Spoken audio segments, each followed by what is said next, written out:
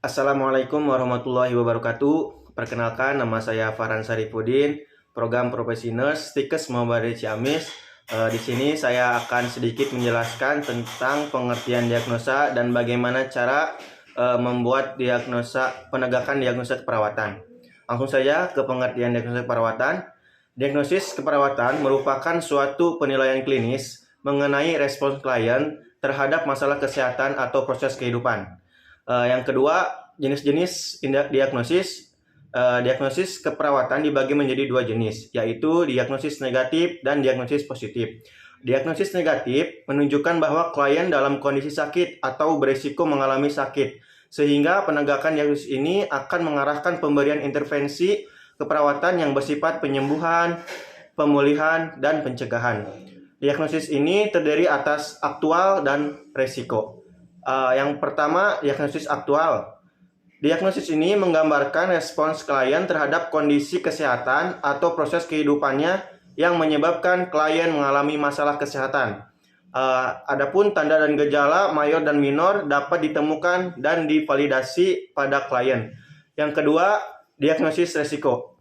Diagnosis ini menggambarkan respons klien terhadap kesehatan yang menyebabkan klien berisiko mengalami masalah kesehatan dan tidak ditemukan tanda dan gejala tetapi memiliki faktor resiko.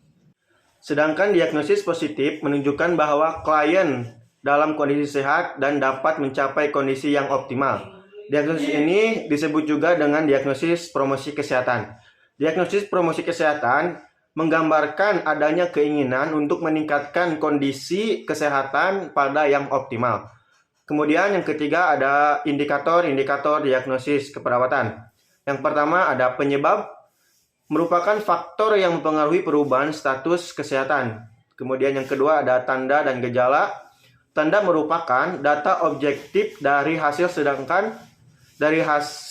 pemeriksaan fisik, laboratorium, dan diagnosis keperawatan. Sedangkan dengan gejala merupakan data subjektif yang diperoleh dari hasil anamnesis.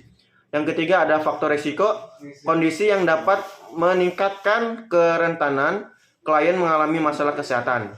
Nah, kemudian ada proses penegakan diagnosis keperawatan, terdiri atas 3 tahap, yaitu ada analisis data, ada identifikasi masalah, dan perumusan diagnosis keperawatan. Langsung saja ke yang pertama, yaitu analisa data.